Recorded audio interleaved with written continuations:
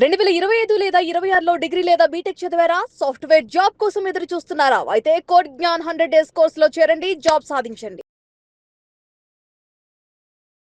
Okay. ఎప్పుడు join అయ్యారు ఇక్కడ?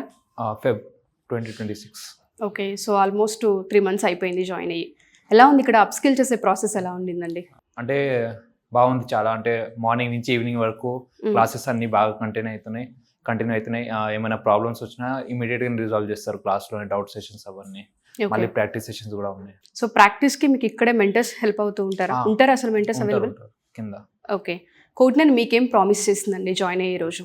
అంటే రెగ్యులర్ క్లాసెస్ అన్నీ అటెండ్ అయితే వాళ్ళ తరపు నుంచి 100% ఎఫర్ట్ అనేది ఉంటుంది. మనము ఎంత ట్రై చేస్తే ఈజీగా అంత తొందరగా జాబ్ వచ్చేస్తుందని వాళ్ళు గ్యారంటీ అని ఇచ్చారు సపోర్ట్.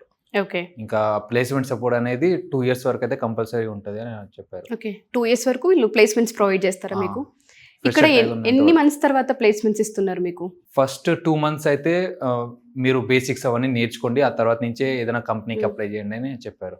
మీకు ఏమైనా ప్లేస్మెంట్స్ ఇచ్చారా? అంటే కంపెనీస్ అయితే స్టార్టింగ్ నుంచి వచ్చాయి కానీ అప్లై చేయలేదు. 2 months వరకు వాళ్ళే వద్దన్నారు కాబట్టి. ఓకే. ఆ తర్వాత ఇప్పటికి ఒక 3-4 కంపెనీస్ అప్లై చేసిన, 3 ఇంకా షార్ట్ లిస్ట్ అవ్వలేదు. ఒకటైతే మొన్న ఇంటర్వ్యూ ఇచ్చేసి వచ్చి.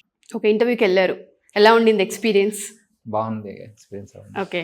సో కాకపోతే వాళ్ళకి ఎక్స్పీరియన్స్ కావాలని వాళ్ళు తీసుకోలేదు ఇంకా. ఓకే. ఆ సబ్జెక్ట్స్ మాకు ఇంకా అవ్వలేదు టాపిక్స్. సో ఇంతకు ముందు కోడ్9 కన్నా వేరే ఇన్స్టిట్యూట్ ఏదైనా ట్రై చేశారండి హైదరాబాద్లో? అంటే ఎంక్వైరీ చేసిన ఎక్కడ ఎంత ఉంది డ్యూరేషన్, ఫీజ్ అంతా structure. Duration fee structure difference ఏంటండి కోడ్9కి బయట ఉన్న వాటికి? అంటే వాళ్ళు డ్యూరేషన్ అనేది వాళ్ళు ఎక్కువ ఉంది చాలా. అంటే 6 months 7 months అట్లా అని చెప్పారు. ఇక్కడ అనేది 100 days లేదా 4 months అని చెప్పారు. ఓకే.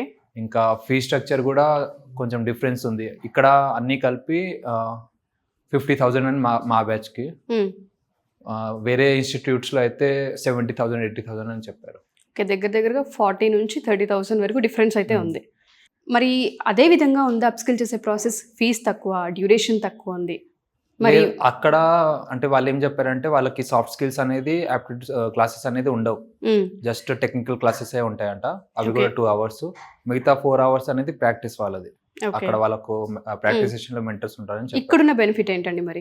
అంటే యాప్టిట్యూడ్ కూడా సెపరేట్ గా, సాఫ్ట్ స్కిల్స్ అవన్నీ అప్గ్రేడ్ అవుతున్నాయి కాబట్టి ఇక్కడ ఉంటాయి మీకు సాఫ్ట్ స్కిల్స్, యాప్టిట్యూడ్ ఇవన్నీ రెగ్యులర్ గా ఉంటాయి. ఓకే.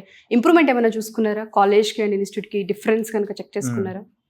ఏం డిఫరెన్స్ అనిపించింది? అంటే కాలేజ్లో ఏంటంటే వాళ్ళు అంత ఫోకస్ చేయరు స్టూడెంట్స్ పైన, ఇక్కడైతే ఫోకస్ ఎక్కువ ఉంటుంది.